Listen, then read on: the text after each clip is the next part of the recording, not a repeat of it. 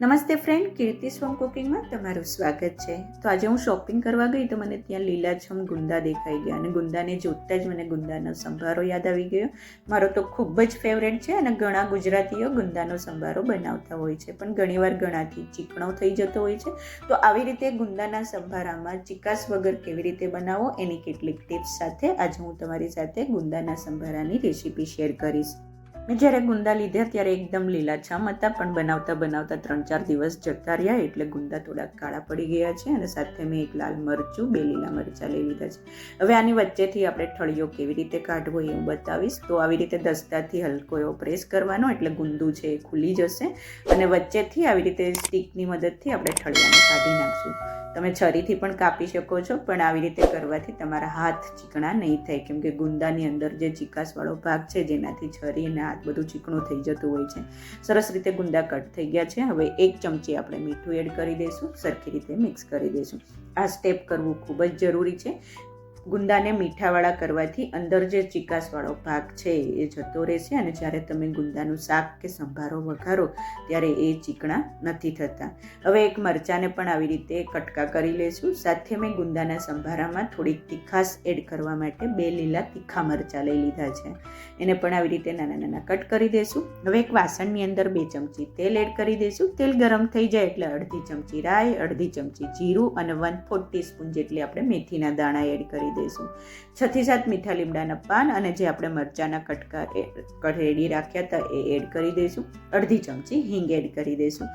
30 minute આ બધી વસ્તુને સરખી રીતે સતળાવા દઈશું.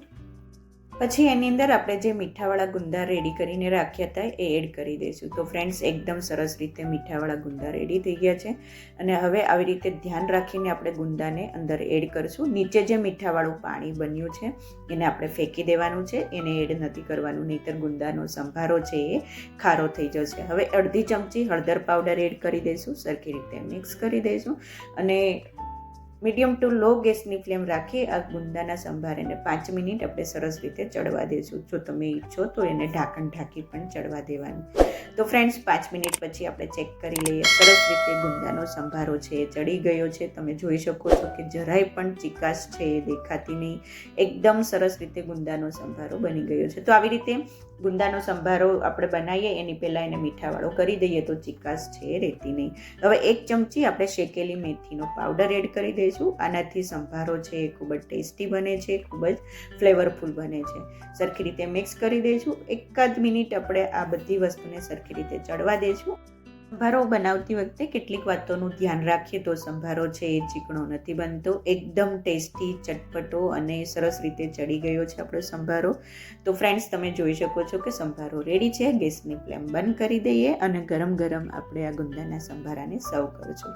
આ સંભારાને તમે ગુજરાતી કોઈ પણ ભોજન સાથે સર્વ કરી શકો છો. ખૂબ જ ટેસ્ટી એવો લાગે છે અને એકવાર તમે આવી રીતે બનાવીને ટ્રાય કરજો. એકદમ પરફેક્ટ ગુંદાનો સંભારો છે એ બનશે અને મેથીનો પાવડર એડ કરવાથી ખૂબ જ ફ્લેવરફુલ અને ટેસ્ટી લાગે છે.